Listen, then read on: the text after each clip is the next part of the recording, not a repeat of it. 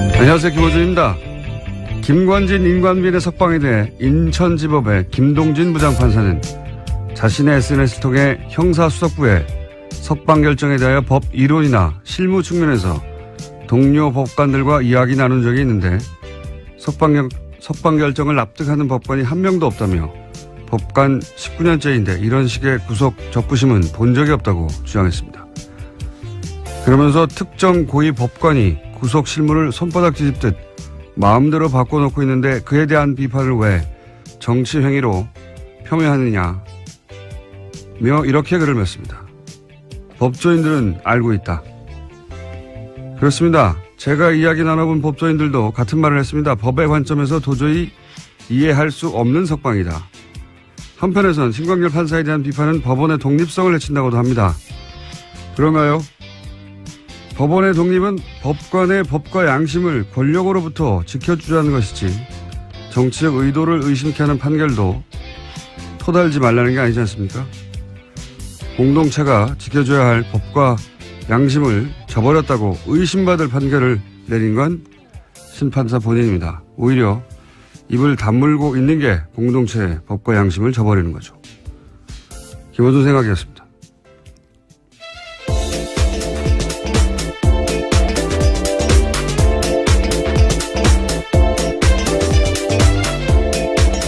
시사인의 김은지입니다. 자, 월요일이니까 뭐가 많겠죠? 네, 뉴스가 많습니다. 뉴스가 많고, 예, 오늘 미니도 있고 게스트도 많습니다. 자, 오늘 속도를 좀 빨리 해서 달려가 보죠. 첫 번째 뉴스는 뭡니까? 네, 어제 사고가 있었습니다. 인천 영흥도 인근 해상에서 낚싯배가 급유선과 부딪힌 뒤 전복되는 사고가 있었는데요. 배에 탄 22명 중 13명이 숨졌습니다. 그리고 2명이 현재 실종 상태인데 밤새 실종자 수색에 나섰지만 아직까지 찾고 있지 못하고 있습니다. 해경은 어제 충돌 선박 선장과 선원 2명을 업무상 과실치사 혐의로 긴급 체포했습니다. 세월호 때와 이제 대처를 비교하려는 어쩔 수 없는, 예, 기자들의 어떤 속성 때문에 관련해서 굉장히 많을 수밖에 없는 뉴스예요. 예. 정상적인 정부라면 사실은 다를 수밖에 없고 대처가 문재인 정부의 대처가 지금 특별할 건 없다고 보는데 저는 정상적이라면 다 이렇게 했었어야 되니까. 근데 이제 거꾸로 문재인 정부에서 대처하는 걸 보니까 다시 박근혜 정부 때 안 했던 게 눈에 띕니다. 예, 이 뉴스를 보니까. 가장 먼저 눈에 띄는 게 해군 투입이에요, 해군 투입. 예, 이번에는 해군 함정이 16척인가요? 그리고 헬기도 투입되고, 그리고 해군 소속 잠수사들 20여 명 투입되고 즉각. 근데 당시로 되돌아가 보면 황기철 전 해군 참모총장이 통영함이 구조함이었거든요. 예. 출동 명령을 내리는데 상부라고만 표현됐는데 도대체 누가 정확하게 제재했는지는 안 나오고 상부가 출동을 제재하고. 근데 말이 안 되잖아요. 지금 조그만 이 낚싯배가 지금 사고가 났는데도 지금 배가 16척이 갔는데 그래서 구조 전문 함정인데 게다가 근처에 있었어요. 통영함. 출동 명령을 다시 내리죠. 예. 말이 안 된다고. 또다시 제재하면서 해서 못 갔는데 그리고 나서 이제 황 총장은 그에 사퇴합니다. 예. 사퇴를 당했다고 저는 보는데 당하고 그 다음 해에 곧바로 납품 비리로 구속이 돼요. 그리고 나서 1심, 2심 대법원 모두 무죄가 되긴 했죠. 예. 예. 되돌아보면 통영함 출동을 제지한 게 누군가. 제지할 수 있는 사람은 합참의장, 국방부 장관, 대통령, 세명밖에 없어요. 해군 총장이 배를 출동시키라고 했는데 왜 사고가 나서 못하겠단 말이죠. 그게 이제 괘씸해서 이 양반을 찍어내고 납품비리 만들어서 억지로 엮어 넣었다가 결국은 무죄가 됐지만 이때 누가 막았는지 왜 막았는지 저는 다시 한번 이야기돼야 되는 사안이라고 봅니다. 네. 거꾸로 이제 정상적인 대처를 보다 보니까 그때 왜 안 했느냐 하는 게 다시 되짚어지게 되는 사건이고 앞으로 당분간 그런 얘기가 나올 거라고 봅니다. 예. 다음 뉴스는요. 네, 최윤수 전 국정원 2차장에 대한 구속영장이 지난 2일 기각됐습니다. 최 전 차장은 이석수 전 특별감찰관 등을 불법 사찰하고 문화계 블랙리스트 작성에 관여한 혐의를 받고 있는데요. 서울중앙지법 오민석 영장전담 판사가 밝힌 이유는 이렇습니다. 최 전 차장이 범행가담 경위와 정도에 비춰서 구속의 필요성을 인정하기 어렵다라면서요. 기각 사유를 밝혔습니다. 이건 참 저희가 이정렬 판사가 그렇지 않아서 준비되어 있습니다. 전 판사님이. 이건 이제 이석수 전 특별감찰관이 뒷조사를 당한 건 명백하단 말이죠. 그래서 뒷조사를 한 내용을 우병우 수석에게 전달한 추 전 국장은 구속됐어요. 이 일로. 네, 심지어 추 전 국장 같은 경우에는요. 검찰 조사에서 이러한 불만을 말하기도 했다라고 채널A가 보도하고 있는데 추 전 국장은 청와대 보고는 상관의 지시에 따른 거였다라고 인정하면서 자기가 범죄를 저지른 거면 이를 지시한 최윤수 전 차장도 범죄자다 이렇게 이야기하고 있다고 합니다. 너무 당연하죠. 자기 보고 그걸 하라고 시킨 사람은 구속이 안 된 거 아니에요. 자기는 그 일을 했을 뿐인데 이게 이제 이 영장은 결국은 추 국장 이야기는 최윤수 전 국정원 차장이 시켜서 한 일인데 왜 나만 구속되느냐 이 말이고 법원이 이제 시킨 사람은 풀어준 건데 이게 이제 우병우 전 수석 영장으로 가는 징검다리였었다고 다들 이제 추정하는 건데 이걸 우병우 전 수석 영장이 발부돼서는 안 되니까 막은 게 아니겠느냐 이렇게 얘기들 할 수밖에 없는 상황인 거죠. 예. 이명박 정부에서는 김관진, 박근혜 정부에서는 우병우. 이 두 사람은 절대 구속되면 안 되는 사람이라고 봅니다. 네. 관련 영장이 계속 기각되고 있어요. 요건 이정렬 판사하고 제가 다뤄보겠습니다. 자, 다음 순 뭡니까? 네, 그래서 관련해서 계속해서 혐의가 나오고 있는데요. 우병우 전 수석 관련된 혐의입니다.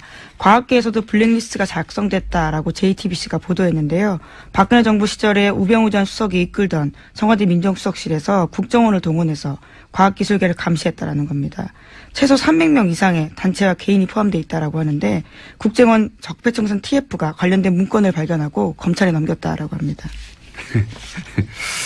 아니 문화예술은 대중들에게 뭐 영화나 드라마가 영향을 끼치니까 그랬다고 하더라도 치더라도 과학계는 왜 그랬을까요? 예. 이런 건 무슨 어떤 특별한 계기가 있어야 되거든요. 예. 어떤 사건이 이들로 하여금 이런 발상을 하게 했느냐 굉장히 궁금해지는데 그 과학기술계가 갑자기 정부 비판을 한다든가 눈에 띄게 뭐 정부 비판은 어느 분야에나 있을 수 있지만 그게 이제 정부 차원에서 개별적으로 뒷조사를 시켜야 되겠다 할 만큼이면 무슨 계기가 있을 텐데 저는 그 계기가 궁금하고요. 일단 세월호 관련 사건이 아닐까.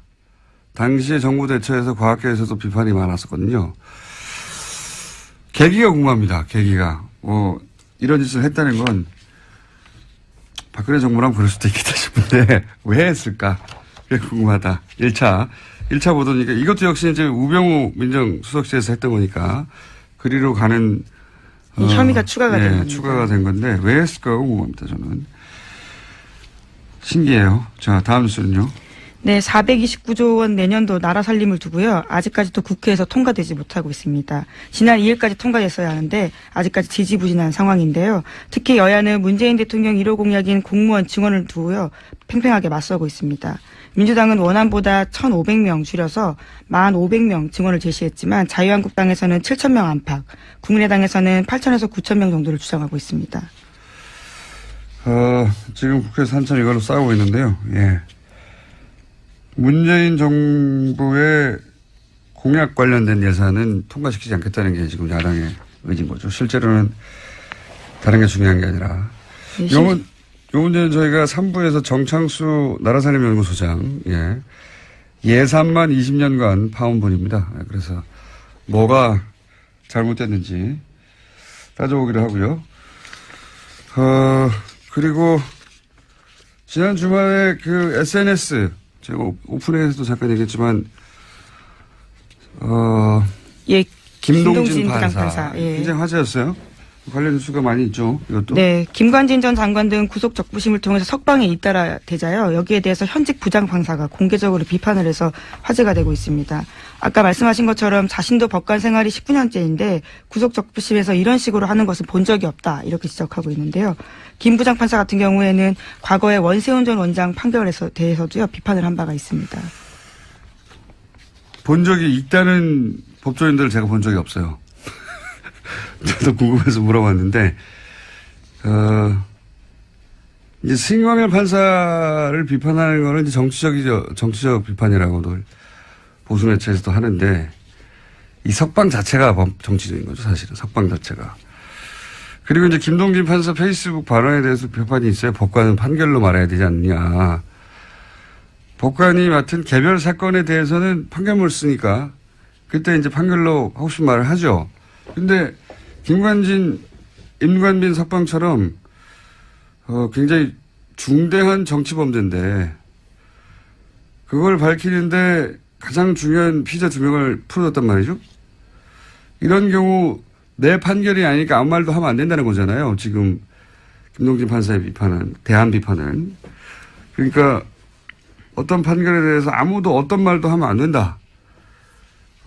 이걸 법관 독립이라고 얘기하는데 저는 이게 말이 안 된다고 보는 게 법관 독립이 어떤 판결에 대해서도 누구도 어떤 말도 하면 안 된다. 이 말이 아니잖아요. 이 말이 아니라 예전에 이제 법관 판결에 이제 권력이 또 영향력을 행사해 왔기 때문에 그걸 못하게 그런 영향력을 행사해서는 안 된다. 법관은 독립되어야 된다는 이야기인데 근데 이 신광열 판사의 석방은 법과 양심이 아닌 다른 이유로 그런 석방을 했지 않겠느냐. 이런 의심을 하는 거거든요. 그러니까 끊임없이 문제 제기를 거꾸로 해야 돼요. 그게 법관이 법과 양심이 아닌 다른 이유로 판결했다고 의심이 되면 그런 거 아니냐고 계속 이야기를 해야 그게 사회적인 압력이 되고 그래서 오히려 그게 사법부의 독립을 지키는 거죠. 예. 석방이 이상하다 계속 떠들어야 되는 사건인 겁니다. 이거 법과 양심 이해의 요소 아닙니까? 이런 판결 내는 거. 이렇게 계속 떠들어야 법관의 독립이 실제 유지되는 거죠. 이걸 못하게 하는 건 좀 말이 안 된다고 보는데 저희 그래서 김동진 판사에게 급히 어제 인터뷰 요청을 하였으나 거절당했습니다. 언젠가 한번 꼭 모시고 싶습니다. 다음 뉴스는 뭡니까? 네, 박지원 의원이 안철수 국민의당 대표에게 DJ 정치를 왜곡한다라고 비판했습니다. 안 대표가 김대중 전 대통령을 언급하면서 통합을 강조하자 이에 대해서 반박을 한 건데요. 박지원 의원이 자신의 페이스북에다가 쓴 글입니다. 그렇군요. 바른정당에 이어서 이제 그럼 국민의당은 어떻게 되냐 싶어서 뉴스가 많이 나오는데 저 개인적인 생각인데 개인적으로는 안철수 대표 호남계는 함께하기 힘들 거라고 저는 봅니다. 왜냐하면은 안 대표는 이제 호남 베이스의 정당만으로 집권이 불가능하다 이렇게 판단한 것 같고 그래서 탈호남 그리고 영남 베이스 유승민 결합을 해서 지방선거 이후에 자유한국당이 이제 존속되지 못할 거라고 보고 그때 소위 중도 보수 자리를 선점하고 있겠다 그런 거거든요. 그 자리 그래서 이제 영호남 화합하고 합리적 보수 또 바람이 새네 오늘 또 적자로 나서겠다 이런 그림이고 호남계는 왜 자기들이 그런 보수 정당의 미끄럼이 돼야 하느냐. 안철수 대권을 위해서 왜 우리가 그런 짓을 해야 하느냐 이거거든요. 예. 정치적 노선도 다르고. 이제 거기에 예로 들려진 게 김대중 전 대통령이었어요. 다시 한번 서로 이제 굉장히 목소리를 높인 건데요. 특히나 안철수 대표 같은 경우에는 당내 김대중 전 대통령과 정치한 사람이 많은데 수건이 남북통일 아니었냐라면서 영호남 통합도 못하면서 남북통일 어떻게 하냐 이렇게까지 이야기했습니다. 그러니까요. 서로 말로 싸우고 있는데 결국은 헤어지게 되지 않겠는가. 호남계 쪽에서는 이제 안철수 대권을 위해서 희생할 생각이 없다 이런 거거든요. 예. 노선도 다르고 안철수가 그만의 인물도 아니다 이런 이야기를 하기 시작한 거죠. 예. 언제 어떻게 어떤 모양으로 헤어지냐 그것만 남은 거죠. 사실 근데 정치는 그게 전부예요. 타이밍과 명분. 시간이 벌써 다 됐네요. 이정률 판사 기다리고 있는데 자 제목만 짚고 몇 가지 넘어가죠. 네, 그러면 트럼프 소식부터 먼저 전해드리겠습니다. 트럼프 소식. 네. 예. 마이클 플린 전 백악관 국가안보보좌관이 러시아 게이트 특검 수사에서 유죄를 인정했습니다. 그러자 트럼프가 자신의 트위터에다가 남긴 글이 있는데요. 이것이 오히려 트럼프의 발목을 잡고 있습니다. 플린이 부통령과 연방수사국에 거짓말을 했기 때문에 내가 해임했다 이렇게 밝혔는데요. 오히려 합법적인 행동을 했는데 유죄를 인정받고 죄송합니다. 플린이 합법적으로 행동했는데도 유죄를 인정하고 감형받으려 하는 것이 부끄럽다 이렇게 이야기를 한 건데요. 그러니까 오히려 사법방해죄가 되는 게 아니냐라는 논란이 일고 있습니다. 이거 그냥 넘어가려고 그랬는데 시간이 짧아서 잠깐 얘기하고 넘어가야 되겠네 이제.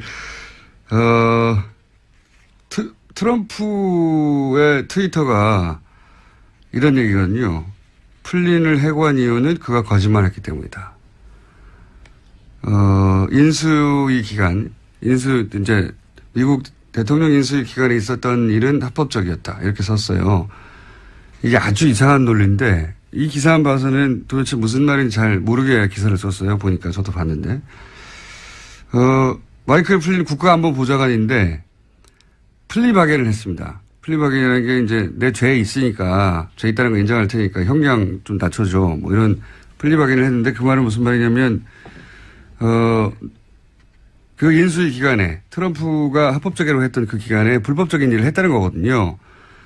근데 트럼프가 이제 플린을 해고한 게 거짓말을 했기 때문이라고 했는데 이게 왜 이상한 논리냐면 트럼프 말은 플린이 불법이 있었던 것처럼 FBI 거짓말 했다는 거예요. 그 기간에. 네, 앞서서 그랬다라는 거죠. 불법이 있었던 것처럼 불법이 없었는데 트럼프가 트위터에서 하고 싶었던 말은 자기는 잘못이 없는데 플린이 마치 불법이 있었던 것처럼 자기를 모함했다. 이런 소리예요. 모함했다. 그래서 해고했다. 이런 논리 전개인데 자기가 잘못이 없다는 걸 트럼프는 강조하다 보니까 이게 논리가 꼬인 거예요. 왜 꼬인 거냐면 플린은 그때는 러시아 개입이 없었다고 주장했거든요. 그러다가 지금은 아니다. 있다고 바꾸는 중이에요. 그러니까 트럼프 논리대로 하면 러시아 개입이 없었다고 한 게 거짓말이 되는 겁니다. 그렇죠. 그래서 네. 사법방해죄가 된다라는 지적이 나오고 있습니다. 러시아 개입이 있었다가 사실이라는 말이 되는 거예요. 트럼프의 말은. 이해가시나? 자가당착인데?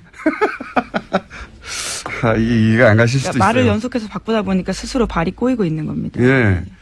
플린이 거짓말한 걸 트럼프가 알고 있었다는 것도 또 문제가 되는 거예요. 왜냐하면 트럼프는 자신이 조사를 하던 자신을 조사하던 FBI 국장이 있잖아요. 코미 국장. 해고했잖아요.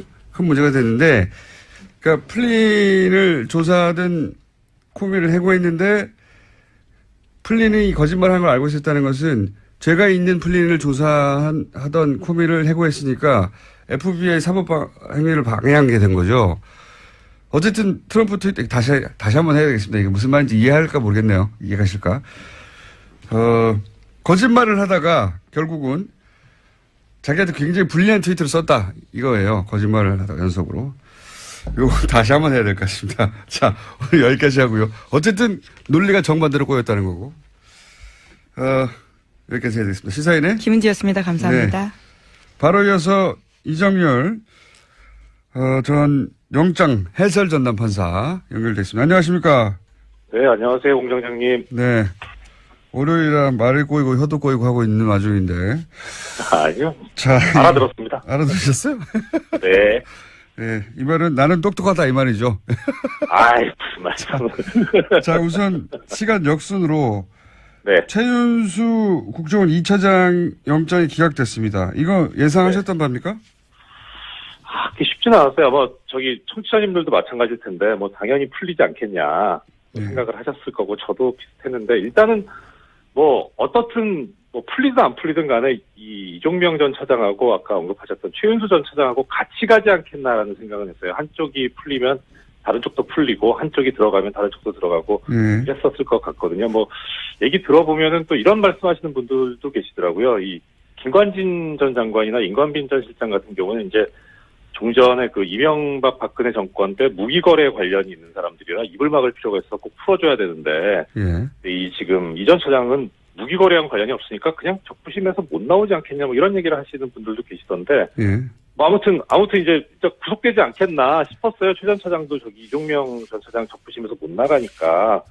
근데 김영수 대법원장 얘기가 딱 나오고 나니까 이거 이렇게 되면은 영장 청구 기각될 수도 있겠다. 그러니까 이게 김 대법원장 발언이 어떻든 외견상 보면은 뭐 이렇게 영장 판사들이든 누구든 간에 일선 판사들이 하는 걸 이제 뭐 존중하겠다 이런 뜻이 뜻으로 해석이 되잖아요. 자, 이게 이제 너무 많은 사건이 한꺼번에 벌어져가지고 많은 사람들의 이름을 거론하시는데 대법원장이 무슨 말 했는지도 모르는 분들이 많거든요. 예. 예. 대법원장이 이제 그 법관의 독립을 해치는 지나친 판사 판결에 대한 비판은 자제해달라는 네. 취지의 말씀하셨죠. 그게 이제 신광열 판사에 대한 비판이 많다 보니까 네. 뭐 언론적인 얘기만 하지만 법관의 독립을 존중하자 이런 취지의 얘기를 했어요. 그죠? 대법원장이. 네네. 그렇죠.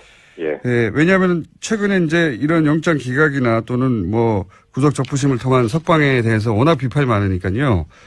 예. 이제 그 말씀을 듣고 또 이 최윤수 구속영장 기각시킬 때 부담을 덜고 기각을 시켜버리는 게 아닐까 이런 전망을 하셨다는 거죠. 그렇죠. 뭐 예. 판사들이 용기를 얻었을 것 같다. 용기를 얻었을 것 같다. 김동진, 잠깐만요. 김동진 부장판사의 SNS에 대해서는 어떻게 생각하십니까? 이거 왜 비판하지 말라는 거냐? 말도 안 되는데, 예, 그렇죠. 일단 뭐 거의 다 맞는 말씀이에요. 저 동의하고요. 예. 그러니까 특히 이제 구속적 부심 결정이 잘못했다라고 비판하는 거는 당연한 이야기고, 그 20년 가까운 경력 가진 현직 뭐 부장이 보더라도 이상하니까, 그러니까 예. 그렇게 썼는데, 이게 이제 여기에 대해서 뭐 또 김동진 부장의 이야기에 대해서 비판하는 얘기가 또 좀 나오던데 보면, 예. 언젠가 기회가 되면 말씀드릴지 모르겠지만, 이게 서울중앙지방법원에서 한 구속적 부심 결정이잖아요. 예. 그러니까 이런 식으로 하게 되면은 중앙지방법원이 우리나라에서 차지하는 위상이, 우리나라 법원에서 차지하는 위상이 상당히 커요. 거의 뭐 선도적이거든요. 예. 일선 법원 중에 제일 크니까. 그래서 중앙법원에서 하게 되면은 다른 법원에 그 미치는 영향 파급 효과가 상당히 크거든요. 기준점이 그러니까, 되는 거죠. 기준점이. 그죠? 그렇죠. 예. 그래서 김동진 부장 입장에서 보면 지금 김동진 부장이 무슨 업무를 맡고 있는지까지는 제가 잘은 모르겠지만 어쨌든 다른 판사들을 봤을 때 이게 지금 앞으로 구속적 부심이 이제 큰일 난 거예요. 긴급체포 위법하다고 이런 식으로 해버리면 뭐 심지어 이제 변호사 몇 분 만나보니까 변호사들 이제 신났다. 이런 식으로 하면 밥 풀린다 이제. 이런 식으로 났다 뭐 이런 얘기 하더라고요. 예. 예. 그러니까 김동진 부장 입장에서 보면은 이거 이제 자기들 업무하고 관련이 있는 거예요 이제는. 그렇군요. 그러니까 단지 이게 뭐 무슨 뭐 법관은 판결로만 말했는데 이런 문제가 아닌 거죠. 자기하고 지금 관련이 있어요. 그러니까 거기에 대한 비판은 전혀 타당하지 않고요. 그리고 그 이제 대법원장 발언에 대해서 김동진 부장이 또 얘기를 한 게 있던데 예. 그 부분은 막 김 부장 같은 이제 뭐 양심적이고 정의로운 판사 입장에서는 사실 이 대법원장 발언이 좀 답답할 거예요. 언론이니까. 예. 그렇죠. 예, 뭐 적폐청산이 시급한데 언제 지금 이런 거 지금 뭐 이렇게 옹호해선 되겠느냐 이렇게 생각이 드는데 그거는 내부에서 이제 그 김 부장 같은 그런 그 견해일 것 같고 완전 시간이 있으면 말씀드리겠지만은 제가 보기에는 크게 뭐 염두에 둘 만한 이야기는 아니지 않나 싶거든요. 그냥 원론을 얘기했을 뿐이다. 네, 그렇죠. 그리고 그렇게 얘기할 수밖에 없는 상황이고요. 또 그 대법원장 입장에서는 그러니까 크게 뭐 염두에 둘 필요는 없고 오히려 그 대법원장 얘기 중에 이제 뭐 정치적인 그 목적을 가지고 이렇게 법관의 판단에 대해서 비난하는 건 옳지 않다 이렇게 하고 있는데 그 정치적인 목적 갖고 있으면 안 되죠. 예. 그런데 우리 같은 일반인들은 정치적인 목적이 없잖아요. 그러니까 하면 되죠. 열심히 하면 되죠. 아니, 근데 석방 자체가 정치적 의도를 가지고 한 게 아니냐고 의심받는 거 아닙니까? 법리로는 이해가 그렇죠. 안 되니까. 예. 맞습니다. 이미 석방이 정치적인데 그걸 비판하는 게 안 된다는 건 말이 안 되는 것 같고요. 예. 네. 시간이 있을지 모르겠다고 계속 말씀하셨는데 시간이 있은 적이 없어요, 저희가. 그러게요. 오늘은 그러면 간단하게 하나만 정리를 하고 내일이나 모레 다시 하죠, 또. 네, 알겠습니다. 연결해서 하겠는데. 예. 이 최윤수 국정원 2차장을 이제 기각될 거라고 예상했던 사람들의 이때가 계속 기각됐던 게 우병우 전 수석과 관련된 건 다 기각됐으니까 네. 이 구속영장 청구도 기각될 거라고 이렇게 생각을 했단 말이죠. 이건 이제 법리는 네네. 모르고 예. 계속 이어진 정치적 상황 속에서 그렇게 예상을 했는데 법리적으로 볼 때 최윤수 국정원 2차장을 기각하는 게 맞는 겁니까? 여기까지만 딱 하고 다음 시간에 다시 하죠. 더 말씀드리면 잘못됐죠. 아까도 말씀하셨지만 영장 기각 이유를 보면 가장 중요한 게 이제 피의자의 범행 가담 정도와 경위에 비추어서 구속하기는 이제 적당하지 않다는 거잖아요. 근데 추국장은 부하 직원인데 구속됐잖아요. 똑같은 일을 했는데. 그러니까요. 네. 그러니까 도대체 어느 정도 돼야 이 가담 정도와 경위가 중하다고 보는 거냐라는 건데. 예. 근데 말씀드린 대로 그 형평성에도 안 맞고 그래서 잘못된 건데 어떻든 해놨으니까 이게 참 이제 앞으로 어떻게 될 것인가도 보면 우병우 전 수석 같은 경우에는 본인도 체념한 것 같았거든요. 숙명이라면 받아들이겠다 이런 말도 했잖아요. 예. 그래서 거의 다 이제 구속이 이번엔 되는 거구나 싶었던 것 같은데요. 네. 그죠? 그렇죠. 왜냐면 그런데 이렇게 되니까 부하 직원이 구속됐는데 상사는 풀어줄 수 없다는 게 본인도 법조인 출신인데 그렇죠. 그렇게 생각했을 텐데 의외로 풀어주니까 깜짝 놀랐을 것 같아요. 그렇죠. 그래 그런 것 같아요. 그랬을 것 같아요. 그래서 일단은 맞고 틀리고를 떠나서 이번 최 전 차장 영장 기각 결정만 놓고 본다면 이 가담 정도가 제일 높은 사람이 누구냐 했을 때 이걸 전부 다 박근혜 전 대통령한테 밀어버린다면 우 전 수석도 사실 또 영장 기각될 가능성이 있죠. 그렇게만 보면. 그래서 지난번 집행유예로 나왔던 이영선 그렇죠. 이영선 행정관이 집행유예로 나와버렸잖아요. 시경 1년 있다가 집행유예로 나왔는데 그때 논리가 결국은 다 대통령 지시에 따랐기 때문에 집행유예로 풀려났거든요. 그런 논리로. 그렇죠. 그래서 그거 보고 저는 걱정했어요. 다 이렇게 밀어버리지 않을까. 맞습니다. 그 문제는 이제 그 재판을 한 재판부가 나중에 박근혜 전 대통령의 재판까지 하게 된다면 논리가 일관돼야 되니까. 그거는 큰 문제가 어쩌면 안 될 수도 있어요. 왜냐면 결국은 박근혜 전 대통령이 다 시킨 거 아니냐 이렇게 가면 되니까. 박근혜 전 대통령 빠져나가기 힘들다고 보고 다른 관계자들 등의 중요 관계자들 이렇게 빼고 있는 게 아닐까. 이런 의구심을 일반인들이 갖는 거죠. 그렇죠. 자, 오늘은 여기까지 한번 해보고요. 그 외에도 사실 많아요. 구속 적부심이 누구는 석방되고 누구는 석방 안 되고 이런 일이 계속 벌어지고 있거든요. 그러니까 저는 김동진 부장판사도 열받은 것 같아요. 우리 보고 어떻게 하라는 거냐 앞으로 그러면. 그렇죠. 어떤 기준으로 하라는 거냐. 당장 사건 밀려올 겁니다. 엉망진창이 되고 있는 거죠 지금. 동의합니다. 맞습니다. 자, 여기까지 하고요.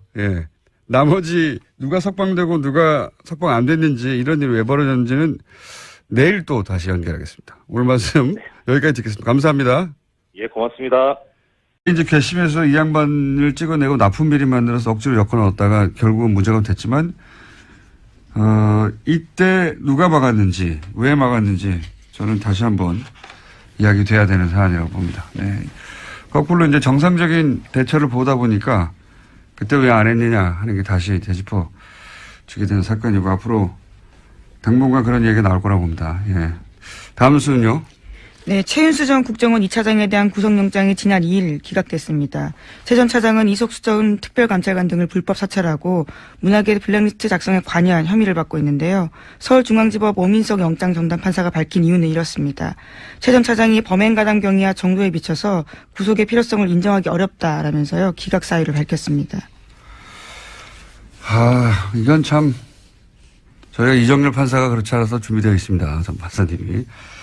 이건 이제 이석수 전 특별감찰관이 뒷조사를 당한 건 명백하단 말이죠. 그래서 뒷조사를 한 내용을 우병우 수석에게 전달한 추 전 국장은 구속됐어요. 이 일로. 심지어 추 전 국장 같은 경우에는요. 검찰 조사에서 이러한 불만을 말하기도 했다라고 채널A가 보도하고 있는데 추 전 국장은 청와대 보고는 상관의 지시에 따른 거였다라고 인정하면서 자기가 범죄를 저지른 거면 이를 지시한 최윤수 전 차장도 범죄자다 이렇게 이야기하고 있다고 합니다. 너무 당연하죠. 자기 보고 그걸 하라고 시킨 사람은 구속이 안 된 거 아니에요. 자기는 그 일을 했을 뿐인데 이게 이제 이 영장은 결국은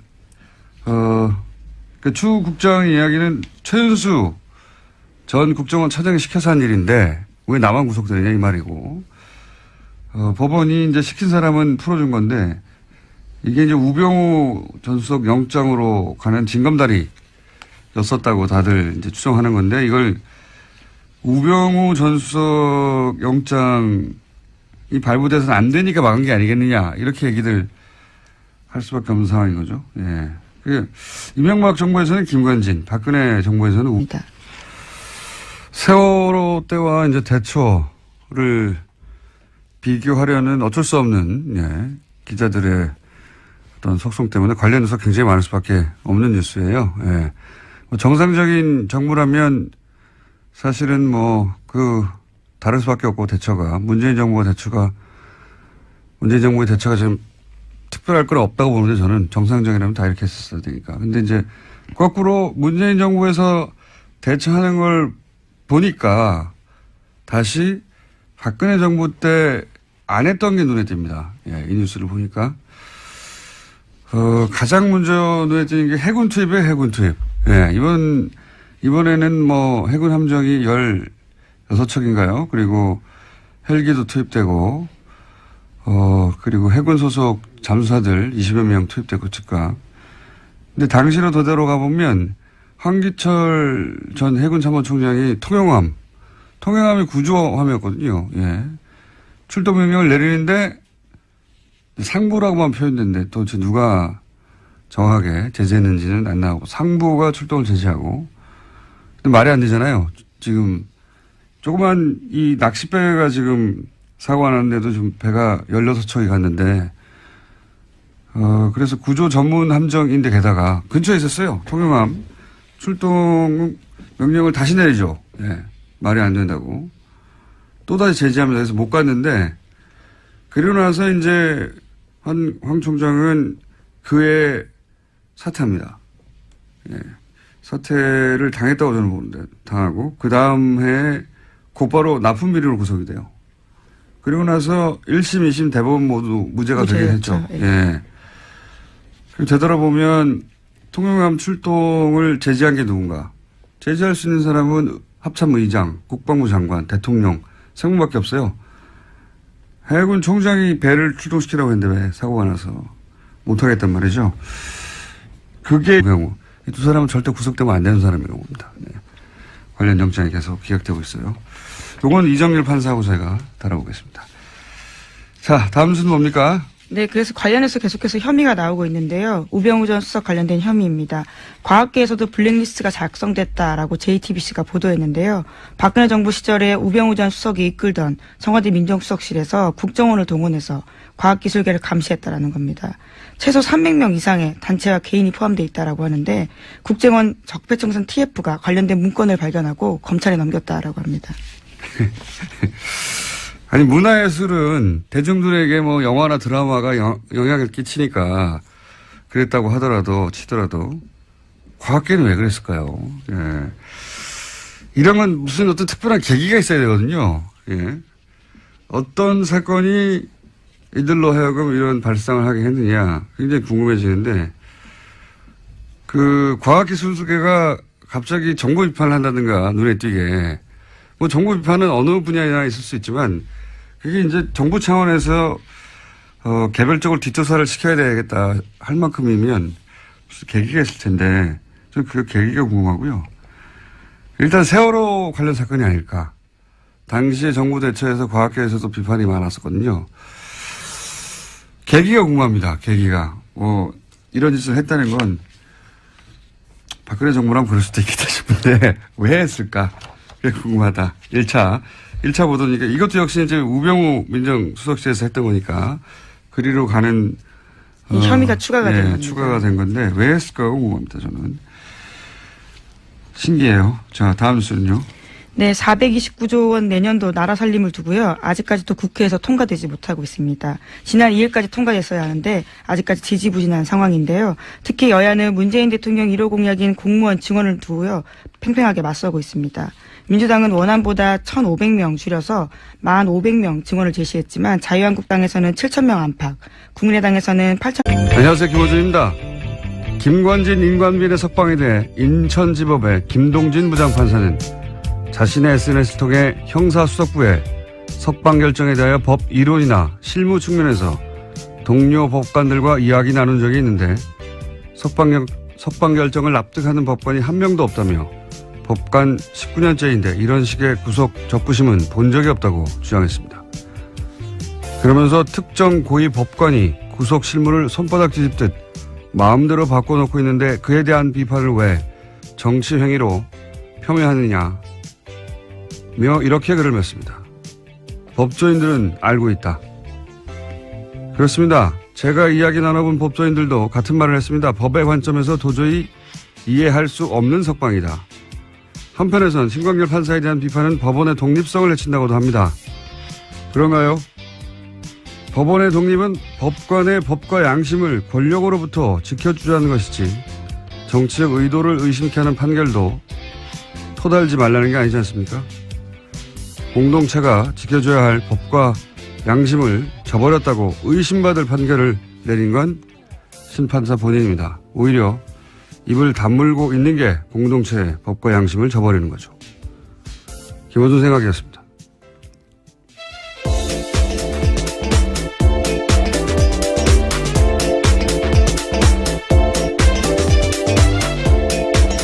시사인의 김은지입니다. 자, 월요일이니까 뭐가 많겠죠? 네, 뉴스가 많습니다. 뉴스가 많고, 예, 오늘 미니도 있고 게스트도 많습니다. 자, 오늘 속도를 좀 빨리 해서 달려가 보죠. 첫 번째 뉴스는 뭡니까? 네, 어제 사고가 있었습니다. 인천 영흥도 인근 해상에서 낚싯배가 급유선과 부딪힌 뒤 전복되는 사고가 있었는데요. 배에 탄 22명 중 13명이 숨졌습니다. 그리고 2명이 현재 실종 상태인데 밤새 실종자 수색에 나섰지만 아직까지 찾고 있지 못하고 있습니다. 해경은 어제 충돌 선박 선장과 선원 2명을 업무상 과실치사 혐의로 긴급 체포했습니다. 9천 명 정도를 주장하고 있습니다. 지금 국회에서 한참 이걸로 싸우고 있는데요. 예. 문재인 정부의 공약 관련된 예산은 통과시키지 않겠다는 게 지금 야당의 의지인 거죠. 실제로는 다른 게 중요한 게 아니라. 네, 요 문제는 저희가 3부에서 정창수 나라살림연구소장, 예. 예산만 20년간 파온 분입니다. 그래서 뭐가 잘못됐는지 따져보기로 하고요. 그리고 지난 주말에 그 SNS, 제가 오프닝에서도 잠깐 얘기했지만, 예, 김동진 판사. 예. 굉장히 화제였어요. 관련 뉴스가 많이 있죠, 이것도. 네, 김관진 전 장관 등 구속 적부심을 통해서 석방에 잇따라 되자요. 여기에 대해서 현직 부장판사가 공개적으로 비판을 해서 화제가 되고 있습니다. 아까 말씀하신 것처럼 자신도 법관 생활이 19년째인데 구속 적부심에서 이런 식으로 하는 것은 본 적이 없다 이렇게 지적하고 있는데요. 김 부장판사 같은 경우에는 과거에 원세훈 전 원장 판결에 대해서도요 비판을 한 바가 있습니다. 본 적이 있다는 법조인들을 제가 본 적이 없어요. 저도 궁금해서 물어봤는데,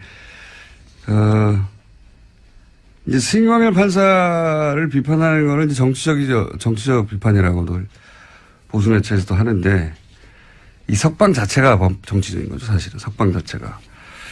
그리고 이제 김동진 판사 페이스북 발언에 대해서 비판이 있어요. 법관은 판결로 말해야 되지 않느냐.